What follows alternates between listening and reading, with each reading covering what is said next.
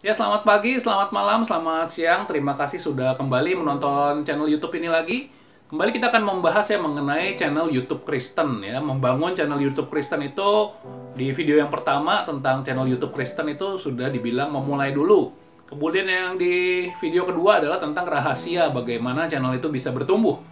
Dan yang ketiga ini kita akan membahas ya mengapa sebelumnya nih di video sebelumnya yang kedua saya bilang channel YouTube Kristen itu jangan pakai sensasi.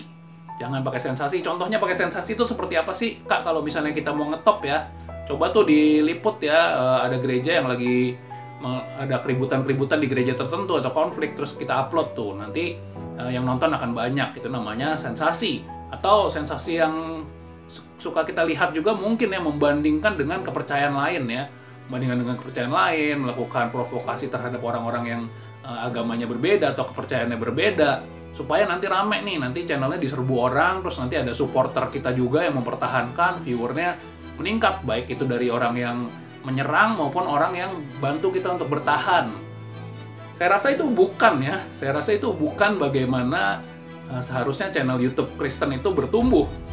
Ketika channel kita bertumbuh, misalnya saya mengeluarkan video yang tadi ya kontroversial gitu tentang konflik di suatu gereja, atau tentang bagaimana kita mengkritisi agama lain gitu ya. Itu menurut saya itu yang disebarkan itu bukanlah suatu kebaikan untuk orang bertumbuh. Ketika orang nonton tentang itu, hatinya akan panas ya, akan timbul kebencian. Wah iya ini ngapain sih ini berantem di gereja, atau akan ngomongin wah iya nih kepercayaan lain itu keliru atau salah dan sebagainya. Itu malah kan membuat panas situasi ya. Apakah itu yang diharapkan dari channel YouTube Kristen? Apakah itu yang akan membawa suatu pertumbuhan ya?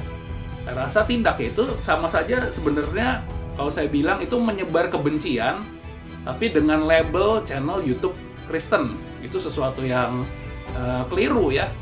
Bahkan nanti itu kalau di Alkitab dibilang itu kan ada suatu hal yang bisa menjadi konsekuensi tersendiri. Tuhan bilang kalau misalnya pohon itu kan dikenal dari buahnya ya. Kalau yang tidak menghasilkan buah atau buahnya itu kurang baik ya, dia akan ditebang, dia akan dibuang.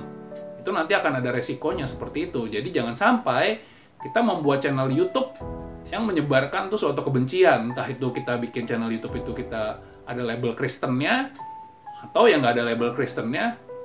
Jangan sampai seperti itu. Cukuplah dunia ini penuh dengan channel-channel YouTube atau Instagram atau Twitter atau apapun yang menyebarkan kebencian, provokasi, sensasi. Apakah kita sebagai murid Tuhan Yesus harus ikut-ikutan seperti itu gitu?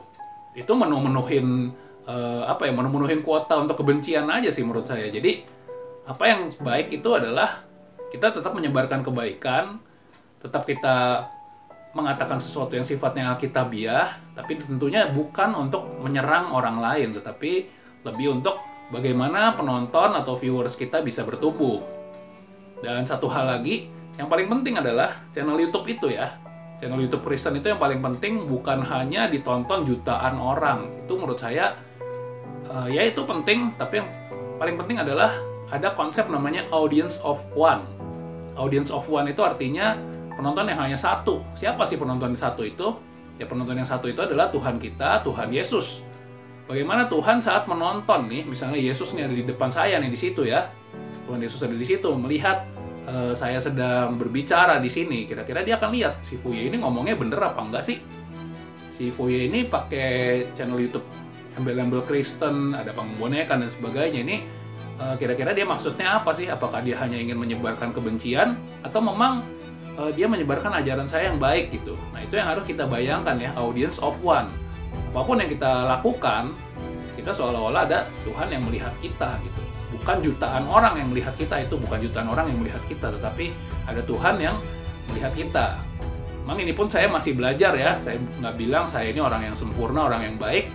Masih pasti ada dosa-dosa yang saya lakukan, tetapi dalam hal yang saya bagikan ini, saya ingin konsep ini juga teman-teman semua pahamin ya tentang audience of one. Jadi jangan sampai hanya membuat konten yang sensasional, penuh provokasi, tapi konten yang layak untuk ditonton orang-orang, juga tentunya konten yang juga layak di hati Tuhan kita. Oke, terima kasih sudah menonton video ini. Sampai ketemu di video selanjutnya. See you!